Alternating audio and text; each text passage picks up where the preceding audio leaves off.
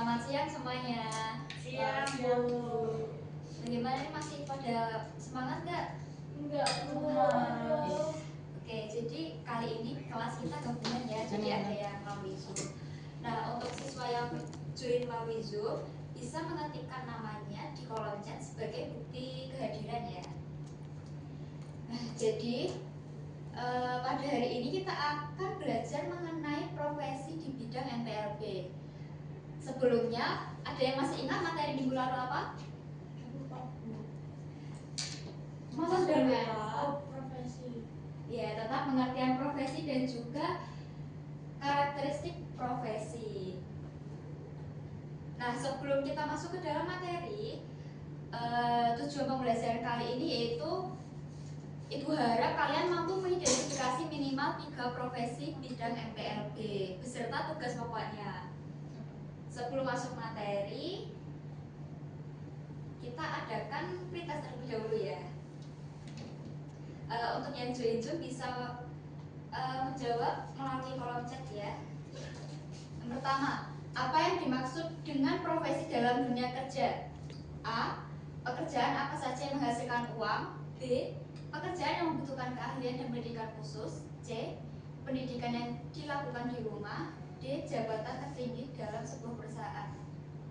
B. Bentar. Oke, lanjut soal kedua. Ada yang tahu jawabannya apa?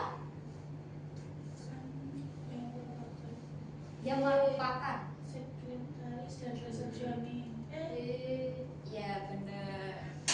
Karena kalau petani dan nelayan ini bukan ya.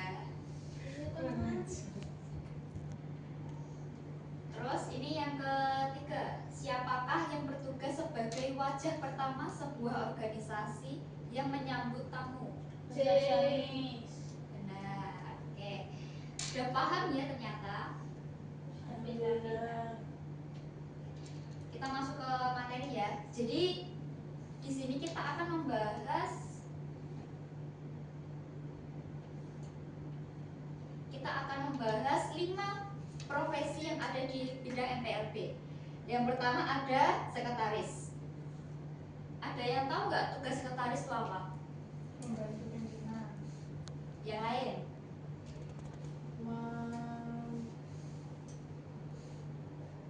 Oke.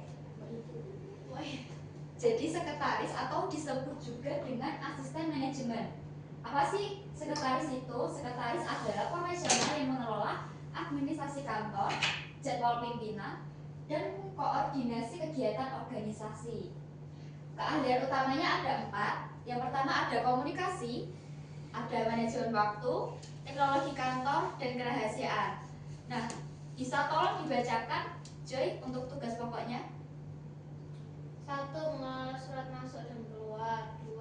Menyusun jadwal dan agenda pimpinan. 3. Menyiapkan rapat dan notulen. 4. Mengarsip dokumen penting. Yang kelima, mengkoordinasi kegiatan kantor. Oke. Yang pertama nih, mengelola surat masuk dan keluar. Ada yang tahu perbedaan dari surat masuk dan surat keluar ini apa? Surat masuk itu yang diterima, kalau keluar itu yang Dikirimkan. Benar, ternyata udah paham ya. Nah, jadi jadwal atau agenda pimpinan ini diatur atau disusun oleh sekretaris. Jadi mulai hari ini, ternyata hari ini jam 1 ada rapat. Terus untuk yang ketiga, menyiapkan rapat dan notulen. Jadi sebuah rapat harus disiapkan oleh sekretaris mulai dari surat undangan, agenda rapat, dan saat rapat berjalan juga harus menyiapkan notulen atau notula. Yang keempat ada mengarsip dokumen penting. Tadi kan sudah mengelola surat masuk dan surat keluar. Nah, itu diarsip agar bisa ditemukan dengan cepat dan mudah. Yang terakhir, mengkoordinasi kegiatan kantor. Yang kedua ada resepsionis. Ada yang tahu resepsionis itu apa? Yang menyambut, menerima tamu. Benar. Jadi resepsionis adalah orang pertama yang ditemui tamu atau pelanggan. Jadi resepsionis ini menjadi wajah dan kesan pertama sebuah organisasi atau perusahaan. Keahlian utamanya ada 4, ada komunikasi, bahasa asing, ramah dan sabar, dan juga penampilan yang rapi. Untuk tugas pokoknya ada 5. Yang pertama menyambut tamu dan memberikan informasi, menyambut tamu dengan keramahan dan juga kesabaran. Yang kedua menerima dan meneruskan telepon. Apabila menerima telepon dari pihak luar itu melalui resepsionis. Yang ketiga mengatur jadwal kunjungan tamu, jadi diatur biar tidak saling bertabrakan. Yang keempat mencatat tamu dan tamu masuk dan keluar sebagai arsip ya. Yang terakhir menjaga area resepsi tetap rapi. Yang ketiga ada customer service atau disingkat apa? CS. CS ini tuh penghubung antara organisasi dan pelanggan. Nah, CS ini tuh memastikan kepuasan dan menangani keluhan dari pelanggan-pelanggan. Keahlian utamanya ada empati, negosiasi, problem solving, dan CRM software. Ini juga termasuk dalam komunikasi juga ya. Nah, tugas pokoknya ada 5 juga. Yang pertama melayani pertanyaan dan permintaan pelanggan. Yang kedua menangani keluhan secara profesional. Jadi apabila ada pelanggan yang mengeluhkan misal pelayanan resepsionis atau apa itu bisa melalui CS. Yang ketiga memproses pesanan dan transaksi. Yang keempat membangun hubungan baik dengan pelanggan agar pelanggan tetap yakin dan tetap bekerja sama. Dan yang terakhir membuat laporan layanan pelanggan. Selanjutnya ada HRD dan konsultan manajemen. Ada yang tahu staf HRD itu apa? Yang menangani tentang kepegawaian. Benar sekali. Jadi HRD ini berkaitan dengan SDM atau karyawan atau pegawai ya. Nah, tugasnya itu ada 4. Yang pertama merekrut dan menyeleksi karyawan baru. HRD merekrut dan menyeleksi karyawan baru ini dengan syarat-syarat tertentu. Yang kedua mengelola data dan administrasi pegawaian. Jadi data semua pegawai atau seluruh pegawai itu dikelola oleh staf HRD. Yang ketiga mengorganisir pelatihan dan pengembangan. Apabila ada pelatihan atau pengembangan khusus karyawan itu diorganisir oleh staf HRD ini. Dan yang terakhir yaitu menangani hubungan industrial. Untuk profesi selanjutnya yaitu ada konsultan manajemen, yaitu menganalisis dan meningkatkan efisiensi organisasi. Yang pertama menganalisis proses dan kinerja perusahaan.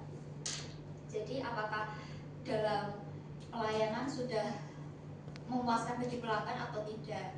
Yang kedua, memberikan rekomendasi strategis. Apabila terdapat hambatan atau masalah dalam kinerja perusahaan, konsultan manajemen ini bisa memberikan strategi atau solusi.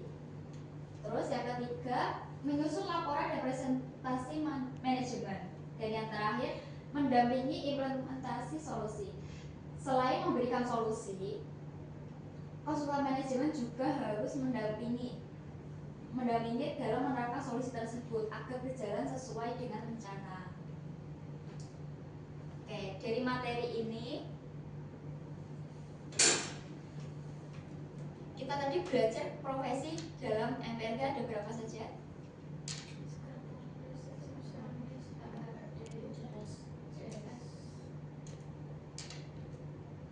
Konsultan manajemen. 5. Oke, selanjutnya kita akan post test. Untuk yang lewat Zoom bisa menjawab melalui kolom chat ya. Yang pertama, salah satu tugas pokok resepsionis adalah A. Menganalisis laporan keuangan perusahaan, B. Merekrut dan menyeleksi karyawan baru, C. Menyambut tamu dan menerima telepon masuk, D. menyusun jadwal produksi pabrik. Siapa? C karena cinta. Waduh, C. Oke. Benar ya, karena resepsionis itu sebagai wajah atau kesan pertama sebuah organisasi. Yang kedua, profesi yang bertanggung jawab mengelola rekrutmen dan pengembangan karyawan disebut. Nah, jadi HRD ini berkaitan dengan karyawan atau kepegawaian. Yang terakhir nih, customer service memiliki peran utama sebagai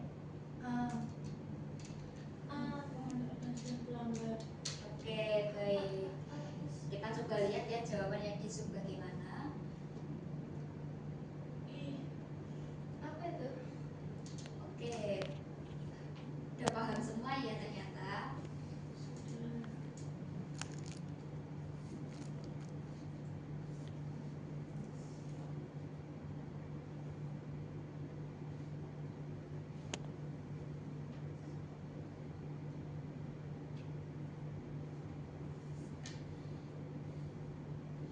Nah, pelajaran kita sudah selesai. Ada yang bisa menyebutkan kembali profesi yang kita bahas tadi apa saja? Sekretaris, resepsionis, Terus, CS, konsultan, konsultan manajemen. Susah sekali. Jadi profesi-profesi tersebut memiliki tugas pokok masing-masing dan tugas yang berbeda agar tetap teratur gitu. Nah, untuk minggu depan Ibu minta tolong untuk mencari 2 contoh profesi bidang MPLB kecuali yang kita bahas hari ini. Cukup sekian yang bisa Ibu sampaikan. Kita akhiri dengan berdoa terlebih dahulu. Berdoa dimulai. Berdoa dapat diakhiri. Terima kasih atas perhatiannya. Wassalamualaikum warahmatullahi wabarakatuh.